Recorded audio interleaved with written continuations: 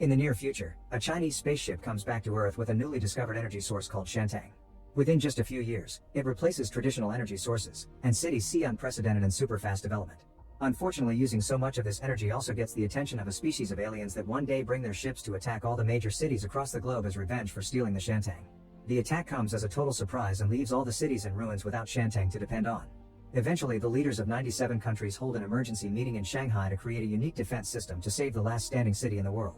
Using a simulation that plays the aliens sending their flying robots for another attack, the Grey Eagle team, formed by Zhang, Zhengyu, Yi, and Pan, controls the latest models of military drones to engage the robots in battle. Their teamwork is excellent because they each have skills that complement each other, and they were trained by Commander Lin Lan herself. Commander Yi Yun is very happy with the results and notices Zhang is particularly good at piloting. Lin Lan confirms this by saying he's the best by far. It turns out Zhang used to be part of the logistic team that built the Shanghai cannon, which has allowed Shanghai to be the last standing fortress. But as things got worse, he joined the battling team to help. After another day spent training, Zhang leaves the office and rushes to the elevator so he can leave with Lin Lan, who Zhang has a huge crush on. Today it's Lin Lan's birthday, and Zhang wants to gift her a flower, but he's shy and hesitant. By the time he gathers courage, Lin Lan is already leaving the elevator. Later at home, Zhang sends her a message about today's training and is delighted to see her answer he did well. Sometime later, Yi Yun informs Lin Lan that New Delhi has also fallen to an alien attack and he wants her to use the information gathered there to improve their defenses. Suddenly Code Red is announced in the fortress. It turns out an alien mothership has appeared above Shanghai. People begin panicking all over the city, but soon the soldiers guide them to the corresponding shelters before joining their teams at the fortress. Among their many defenses, the city has a special force field that stops the laser beam the mothership opens its attack with. However, the force field can't stand up for long, and when the beam manages to make a hole, the aliens send an army of robots through it before the engineers fix it. The pilots immediately send their drones to fight them, being careful not to hurt any civilian that is still running to a shelter. One of the robots approaches the fortress and lands in the middle of the road, causing a car accident that almost hits a girl. Luckily, Zhang pushes her out of the way just in time. Then the robot begins shooting at everything in its path, so the artillery team opens fire to try to stop it, to no avail. Zhang tries to help as well without much luck, but at that moment a tank controlled by Lin Lan arrives and destroys it in seconds. The drones finish taking down the rest of the robots just in time for the engineers to finish fixing the force field, thus the mothership leaves the area for now. Later, the science division informed the committee that they scanned the mothership during the fight and discovered a weak point in it. The committee wants to use the Shanghai cannon to hit it, but Yi Yun doesn't let them because a counterattack could put people's lives at risk. Afterward, Yi Yun takes Lin Lan to a secure facility to explain that Shanghai has the last deposit of Shantang, which is highly unstable and the only thing that keeps the city going, including the fortress and the force field. If they shoot the cannon, they would waste all the remaining Shantang and leave the city defenseless. The best way to keep the aliens at bay is to continue training their Eagle team so they can replace the force field one day. Meanwhile, Zhang and his friends are hanging out on a rooftop, sharing a drink in their dreams about what they'd do with their lives if they weren't at war.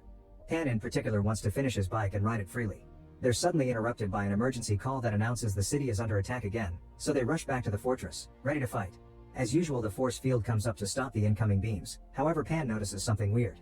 While many holes in the shield have been achieved, the enemy robots still don't attack. This makes him realize this is a trap. The aliens are making them repair the field over and over so they'll run out of Shantang and the city will be defenseless. The next time a beam goes through the field, it causes lots of damage inside the fortress, and the robots finally make their way in. The soldiers have no choice but to fight face to face, but mere bullets aren't enough, and many of them die in the process. The Eagles join the battle as backup to help, but they can't do much and prefer to go inside to gain control of the drones. While the Eagles use the drones to begin fixing the force field, the committee goes against Yi Yun's orders and sends a man to activate the cannon. They don't use the full power to avoid losing all their Shantang, but it hits the mothership hard enough. The Eagles also successfully finish repairing the field, so the mothership has no choice but to go away. Nearby, a robot reveals not to be as destroyed as they thought. Later in the evening, the Eagles spend some time with their personal hobbies, and Zhang dares to finally invite Lin Lan on a bike ride.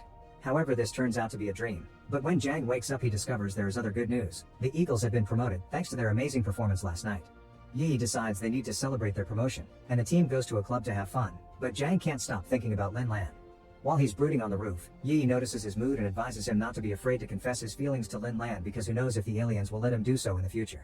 Sometime later, the team watches on TV how the man that shot the cannon gets an even better promotion, and during his speech, he makes reference to a loved one. Zhang thinks this is Lin Lan and gets in a very blue mood. Later in the evening, Zhang goes to a noodle restaurant for dinner and is surprised to find Lin Lan there. They discuss the pressure of having to save the world and lament the lives lost in battle. Seeing how tense Lin Lan is, Zhang is finally brave enough to give her the gift as a way to cheer her up. After she leaves, Zhang sends her a message asking her to meet the next day, and he's delighted to see she accepts. The next day, Pan and Zhengyu put Zhang in a leather jacket to impress his date. However, Yi thinks it's not fitting and makes him wear his uniform instead. Moments later, Jang meets with Lin Lan and is disappointed to hear she only wanted to meet to check on the generators. While Jang does the maintenance, Lin Lan tells him about her training days and how her father had been a cold soldier that died in battle. Lin Lan can't help crying at the memory, and as she watches the sky, she tells Jang that she hopes they can build a future where kids can look up and see the stars instead of the beams that keep up the force field. Sometime later, people panic when they notice that the ground is starting to split, almost as if an invisible earthquake has hit the area. Yi Yun tells the committee that the energy deposits aren't stable and the use of the cannon has made it worse, meaning there's a risk of the force field will go down soon. Suddenly an alert warns them that cracks have mysteriously appeared on the force field, so Yi Yun rushes back to the command center to guide the Eagles into repairing them. Thanks to skillful teamwork, the field goes back to normal, but at this rate it is only temporary. At that moment, a robot breaks through the roof into the command center and begins killing people. The soldiers try to stop it with their guns, but bullets can't damage it. Pan tries hitting it with a fire extinguisher, but it doesn't do anything either, and the robot doesn't hesitate to hit Pan in return before dragging him to the force field panel to disable it. With his dying breath, Pan activates the self-destruct sequence, and Jang and Zhongyu have to drag a crying Yi out before the room explodes. With the robot destroyed, the force field goes back up immediately. In the evening, the team takes a moment to mourn Pan and the other casualties with the respect they deserve, and Yi's given Pan's tags. When they return to their dorms, Jang gives Yi Pan's bike key because he'd always wanted her to have it. Sometime later, the committee discusses the option of giving up on Shanghai, but Yi Yun refuses and reveals he's made a battle plan for their last chance. The idea is to shut down the force field and direct all that power to the cannon so that it'll be strong enough to actually destroy the mothership. The Eagles will have to be the defense instead of the shield, and the team accepts the mission even if it's incredibly dangerous. Yi Yun also asks Lin Lan to stay in the Shantang room and stand on guard. All civilians are sent away to shelters until the streets are completely empty. This will allow soldiers to fight more freely and have tanks on every corner. Before they join the fight, each soldier leaves an item inside a box that will last 100 years in case the city falls to ruins too. Zhongyu leaves a letter for his parents, and Yi leaves Pan's keys. Jang chooses his phone, but first he sends a message to Lin Lan confessing his feelings. Unfortunately, because of the current power problems, it isn't sent. This time the Eagles will have to fly actual planes instead of controlling the drones. As soon as the force field is shut down, the alien robots descend and start a fierce fight in the sky. The Eagles coordinate their skills in the air together with an army of drones, but unfortunately it isn't enough and a few robots fly past them to attack the command center. With encouraging last words for his team, Yi Yun dies when the room explodes. Next the robots begin making their way to the Shantang facility, so the Eagles and the tanks rush to try to stop them. As another battle begins with both sides losing soldiers every second, Lin Lan checks on the cannon and discovers it's fully charged. They only need to wait for the mothership to get in the right position.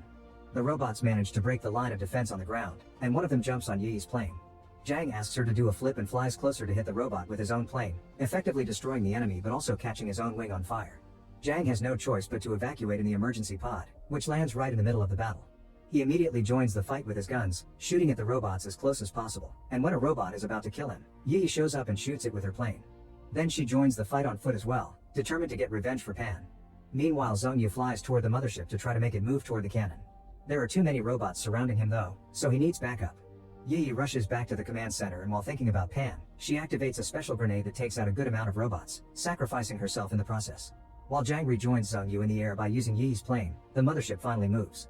The cannon is immediately shot, causing a huge explosion that also damages the surrounding buildings. When the air clears, everyone is shocked to discover the attack has failed because the robots took the shot to defend the mothership.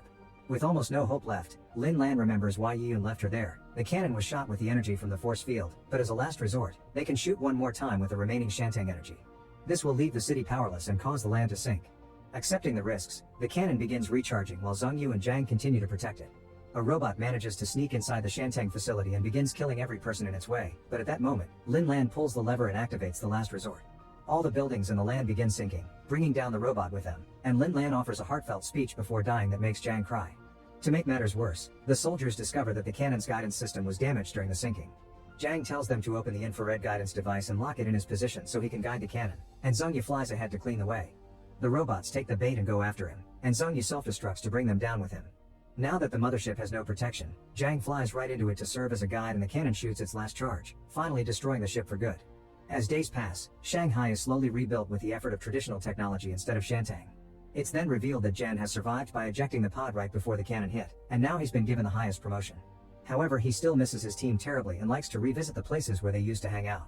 One evening he visits the noodle restaurant, and a coworker brings him the box where he left his phone. When Jang checks it, he's discovered that his confession had been sent and Lin Lan only replied received. With tears in his eyes, Jang sends her one last message, telling her to sleep well. Then a flashback reveals that when Jang chose to join the army, he had Lin Lan's guidance on how to fill in the form. He fell in love with her that day and that's why he chose the fortress as his destination.